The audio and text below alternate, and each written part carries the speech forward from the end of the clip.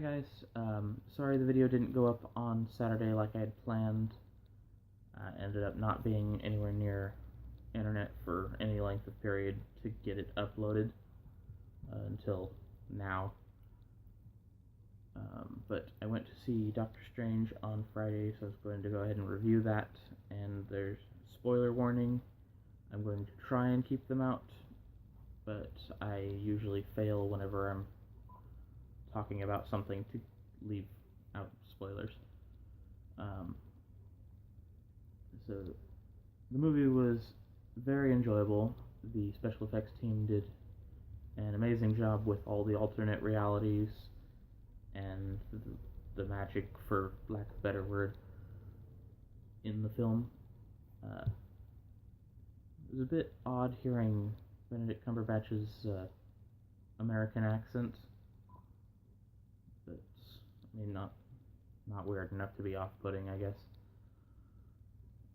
I still enjoyed the movie, so if you have the ability to, I recommend watching it in 3D rather than 2D, because it gives it more depth and it looks a lot cooler.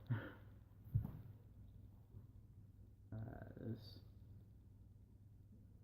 parts of it that are really amusing, but for as far as him getting his powers, that took quite a while, I think, compared to other superhero movies, but it's been a while since I've seen them, so I may be mistaken on that.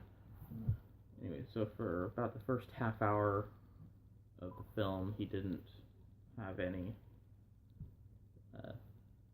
like superpowers. He did have the ability to hold his hands extremely steady, which is good because he was a neurosurgeon, and if he weren't, that may have caused problems working on people's brains.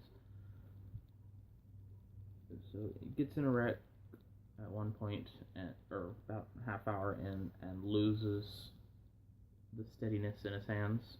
So he tries all these experimental procedures trying to get them to work, like to be able to be steady like they used to be. And he ends up at one point hearing from a colleague about a patient that had been paralyzed from the waist down and both of his hands, so he couldn't move them. He was going in for appointments 3 times a week and then had just stopped. His colleague had thought the guy died until a few months later when he walked past him. So if you're paralyzed from the waist down, you can't walk, which is kind of obvious. But so Benedict's character, Doctor Strange, had said that was impossible. So he dug up the file and went to go talk to him. The guy's name was Pangborn. It took a bit of,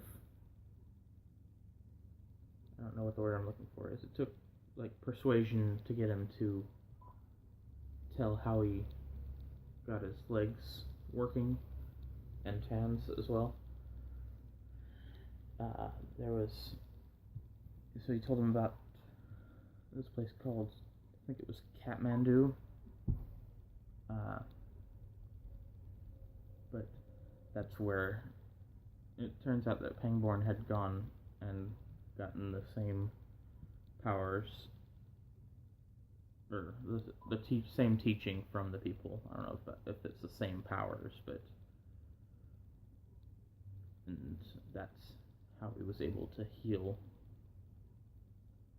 sort of. So Doctor Strange went to Kathmandu and tried to learn, disregarded what they were saying at the beginning because he didn't believe them, and he thinks he knows everything, which he doesn't. So, after he gets thrown out, he's like just sitting on their doorstep, begging to be let back in for like 5 hours, I think it was said, and they finally do and start his teaching, but at first he doesn't think that he can learn because his hands are not staying still. So they end up using kind of a not very nice way to get him to realize that he can use the powers. It's kind of a sink or swim thing, which is all I'm going to say. You can see the movie to find out how they do that. But so once he starts learning, then he's able to keep learning, and he feels that they're teaching him too slowly, so he uses their library to learn quicker, as well as astral projection. So he's able to like read while he's sleeping as well. And then the bases or headquarters or whatever you want to call them end up getting attacked. He helps stop them, ends up with the cape that you see in the trailers. One point pops the collar up, which just reminded me of Sherlock, like a lot of other things in this movie. You know, high intellect, obnoxious ego. The fact that they're both played by the same person. But the cape has, I don't know if sentience is the right word, but it can move itself. And so when he pops the collar, it like feels his face, and it's kind of amusing. But apparently it's called the Cape of Levitation is the name of it. So he goes back and ends up using a spell from one of the books in the library that's supposed to control time, and he ends up getting in trouble for it because that's messing with the natural law, which is something that group of people doesn't do. They don't mess with natural law, so they don't mess with time or something.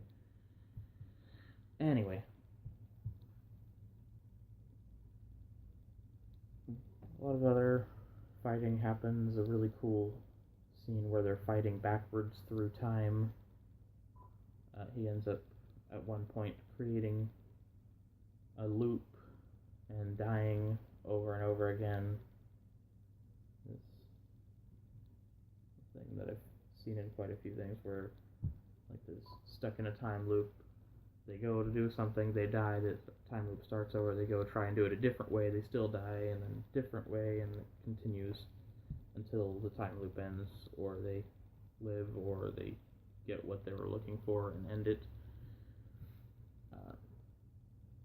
So he was trying to make a bargain with Dormammu, which is a creature that inhabits the darkness. The Dark Realm, I think they actually called it. But there was a group of zealots that they had been fighting throughout the movie that was drawing strength from the Dark Realm, or Dark Dimension, that's what it was, Dark Dimension. So drawing strength from the Dark Dimension to make themselves more powerful, because Dormammu, the being that lives in the Dark Dimension, was promising them eternal life, but and it ended up being the same sort of way that the Ancient One had lived as long as they did. It wasn't eternal, it was just longer life. Um, but Mordo was one of the people that was teaching Doctor Strange when he first got to Kathmandu, or Kathmandu. I think it was Kathmandu actually. And so he doesn't like hearing that the Ancient One had been using the Dark Dimension to live as long as she had. So he ends up leaving them after the final fight, and for some reason taking Pangborn's powers away. He goes to see Pangborn and then takes his powers away, saying there's too many sorcerers. And that's pretty close to the end of the movie. I don't remember exactly how it ends. There was Stanley's cameo was riding a bus. I can't remember the name of the book he was reading, but he was just sitting on a bus reading a book. I'm sure the book was something amusing. I just can't remember what it was. I couldn't see it clearly enough to read it.